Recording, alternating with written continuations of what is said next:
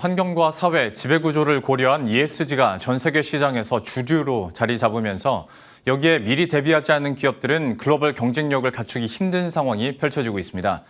자금 조달뿐만 아니라 매출 등 기업 경영에서도 ESG가 중요한 요소로 떠오른 건데요. 머니투데이 방송은 ESG 경제 포럼을 통해 전 세계 ESG 트렌드 변화와 또 기업의 대응 방안에 대해 논의하는 시간을 가졌습니다. 관련한 내용 조형근 기자와 함께 정리해 보도록 하겠습니다. ESG에 대한 중요성이 우리 시청자 여러분들도 너무 잘 아실 것 같은데 이런 ESG 트렌드가 전 세계적으로 어떻게 변화하고 있는지 이것부터 한번 설명해 주시죠. 네, 앞서 말씀하신 대로 각국 정부는 물론 글로벌 투자기관 그리고 소비자까지 그 ESG를 기업 평가의 중요 지표로 활용하고 있는 상황입니다. 그렇다 보니 이 기업의 ESG를 어떻게 평가해야 하는지에 대해서도 논의가 활발하게 진행되고 있습니다. 탄소 배출량 같이 눈으로 쉽게 볼 수 있는 정보는 물론이고 경영 투명성 같은 정성적인 부분도 ESG에서 굉장히 중요한 요소라고 할 수 있는데요. 이러한 정성적인 부분을 어떻게 데이터화해서 투자 지표로 활용하느냐 이런 부분에 있어서 논의가 이루어지고 있습니다. 글로벌 지수 산출 기관인 S&P는 그렇다면 어떻게 정성적인 부분을 이제 책정하고 평가하고 있는지 한번 들어보시겠습니다.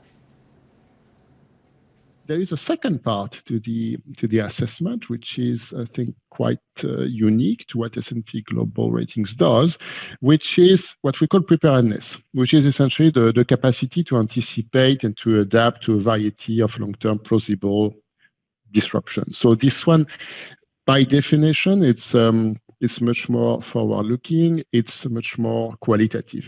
So essentially, we're saying that an organization's ability to think ahead supports its long-term viability. 얼마나 준비가 돼 있느냐에 따라서 향후 기업의 경쟁력도 달라질 수 있다라는 부분인데 이 ESG 가운데서도 특히 최근 들어서 이제 이 환경적인 부분이 중점적으로 논의가 되고 있지 않습니까? 실제로 이런 환경 요소에 대해서는 각국 정부에서도 관련한 규제나 아니면 제도를 도입하고 있는 상황이죠. 네, 이 온실가스 배출량을 정부 차원에서 제한하려는 움직임이 굉장히 적극적으로 일어나고 있습니다. 특히 일부 국가는 이 탄소 비용을 반영해서 수입 상품의 가격을 조정하는 탄소 국경 조정 정책을 시행하고 나섰는데요. 특히 유럽연합은 탄소 국경 조정 메커니즘을 통해 일부 분야의 수입업자에게 인증서 구매 의무를 부여하기도 했습니다. 탄소 국경 조정이 본격적으로 시행되면 이 수출 중심인 우리나라 경제에 타격을 줄 수 있는 만큼 이 큰 영향을 미칠 수 있기 때문에 정부에서도 적극적인 대응에 나서고 있습니다. 현재 우리나라에서 시행 중인 탄소 배출권 거래제를 선진국 수준까지 끌어올리겠다 이런 설명입니다. 포럼에 참석한 이병화 환경부 기후 변화 정책관은 탄소 배출권 거래제 시행국에 탄소 국경 조정 의무를 감면할 경우 미시행 국가와의 수출 경쟁에서 우위를 확보할 수 있다며 기후 대응 기금을 신설해 기업의 에너지 효율을 높일 수 있는 설비 투자에 지원할 계획이다 이렇게 말했습니다. 예.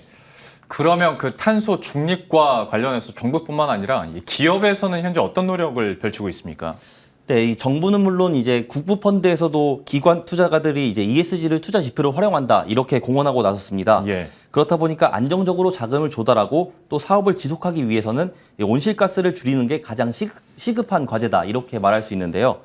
금융투자업계에서는 투자 기업이나 프로젝트에서 배출되는 탄소를 줄이는 데 집중을 해야 하는 상황입니다.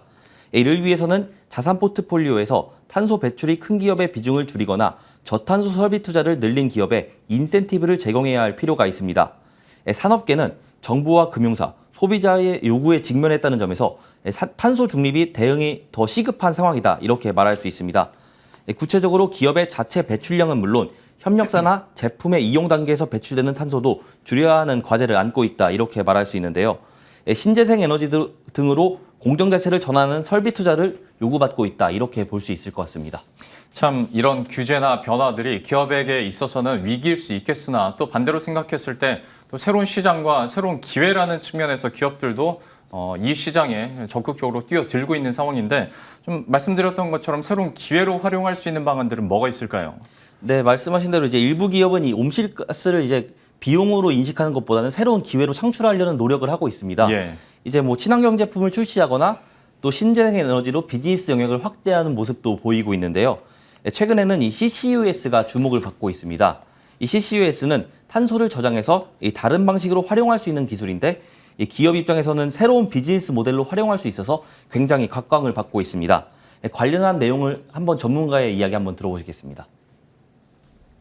단순한 규제 대응이 아니라 새로운 비즈니스 기회로 연결이 될 수 있기 때문입니다. 기업들에게 저탄소를 위한 설비 투자를 한다는 것은 순수하게 사실 비용 관점에서 받아들일 수밖에 없는데, 만약 기업들이 배출하는 탄소를 포집해서 이러한 것들을 활용한 어떤 수소 에너지로의 전환 등에 활용할 수 있다면, 이 탄소라는 것이 규제 대상이 어떤 우리가 피해야 될 수단이 아니라 새로운 에너지원의 일부 수단으로 작용을 할 수 있습니다. 그래서